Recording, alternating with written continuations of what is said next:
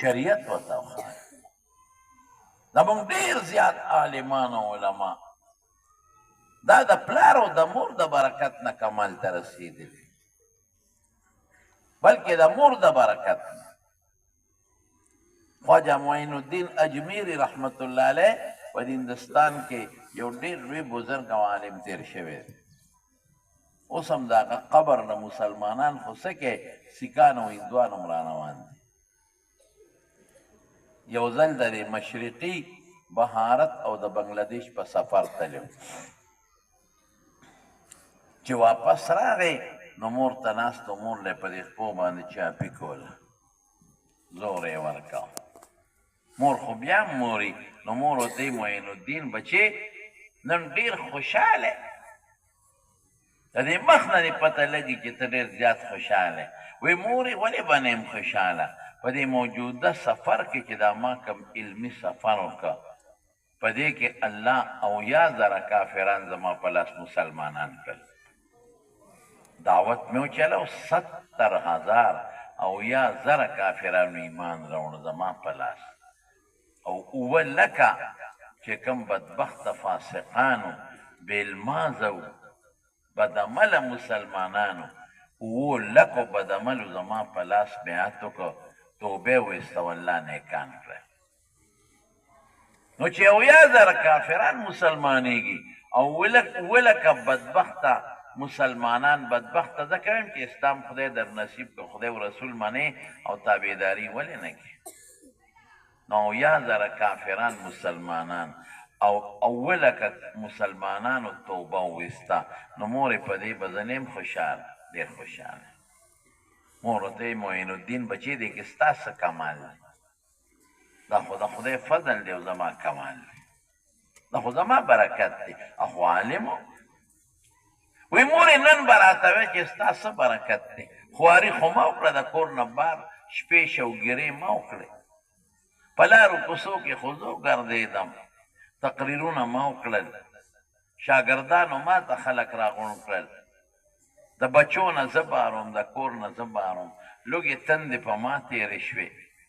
او په لارو کوڅو کې د خلکو پسې وګرځېدم او په جوماتونو کې او په خانقاهونو کې ما خو ستړې مې ما وکړه. مورې ته خو دلته کور کې په کټ کې یا په دا مسله ناست دی،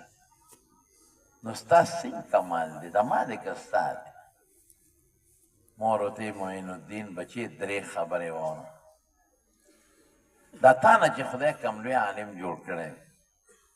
او دا ملغلره ده نه خدای جوړه کړې ده، او خلک راځي او ستا بیانونه اوري او تا په تقریرونو پسې ګرځئ او ستا لاسونه ښکلئ او تا سره قدر او عزت په نظر ګوري، دا زما د برکته بچی. ته چې ماشوم مې پلار دې مړو، دا خواري در سره ما کړې ده. که ما در سره خواري نه وې کړې او ما وی چې دا بچی به مصریانو سره کم، نو ماله به مصریتوب به هم زده کړي او ماله به له 100 روپۍ هم ګټي. ما به در باندې مزدوري کړې وه، ما به در باندې سودا خرڅه کړې وه، نو ماله به دې له 100 روپۍ ګټلې. ما وی زه به وله وګټم، زه به منډې ووام، زه به مزدوري وکړم په پردو کورونو کې، خو چې زما په بچي خدای علم وکړي. بچې ما در باندې علم وکړه، ته به پټېدې او ما به راپسې په دې بورقه په سر په دې کوڅو کې ګرځېدم، په دې لارو کې به بورقه په سر ګرځېدم چې خدای زما بچې چې د لوپرانو سره کښېنوي، نشیانو سره، جوانګرو بېدینو سره، د مټه به مې ونیوې او ملا صاحب له به بوته چې قرآن ورته وښایه، تا به ژړل، ستا به لوبې خوښې وې، تا به ژړا کوله، ما وې نه بچې سبق به وې، منت به مې راته کوم، مینه به مې در سره کوله، په دې لارو کوڅو کې ته ما لوبو ته نه پرېښې، ما به جومات ته بوتې، استاد سره به کښېنولي، درته به ولاړه ومه چې چېرته ونه تښتي د سبق نه، علم مې در باندې وکړ، بیا مې د صوفیانو سره کښېنولې، نو نیک مې کړې، دا ما خواري کړې. که ما دا خواري نه وي کړې، په خدای که ستا نه دا عالم جوړ شوی، ته خو ماشوم مې، ستا علم ته توجه خو نه وه، ستا سبق ته توجه خو نه وه، ما به در سره خواري کوله چې دا ملغلر او عالم در نه جوړ دی، دا زما د برکت. وی ټیک ویم که غلطه وی مورې بلکل دا منم ټیک وی وی بچې دا مه وایه چې زه په مسله کښېنم یا کټ کې ته چې کله اوځې د الله په لار کې او د دین د خدمت دپاره نو بچې دغه مسلې ته وخېږم او الله ته مې لاس اوچت کړي په لپه لپه دعاګانې کوم چې خدایه زما بچې ستا د دین دپاره ووت یا الله د ده په لاس خو کافر مسلمانان کې او بدعمله په لاس نه کوي دا ټولې زما دواګانې دي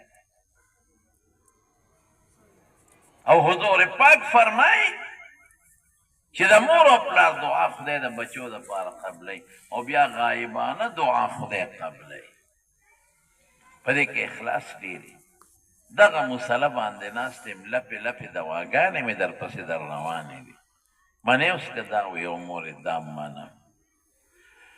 وایي بچې درېیم هم واوره وی ته چې ماشوم یو زما غېږ کې پروت و ما به پی درکول وی قسم دی که ما داسې وخت کې تاله پی درکړي چې زما به اودس نو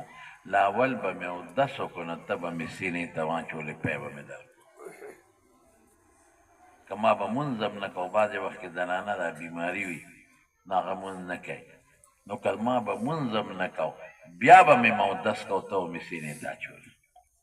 د اودس والا مور پی دې څکلي دي ځکه دې په ژبه کې دا برکت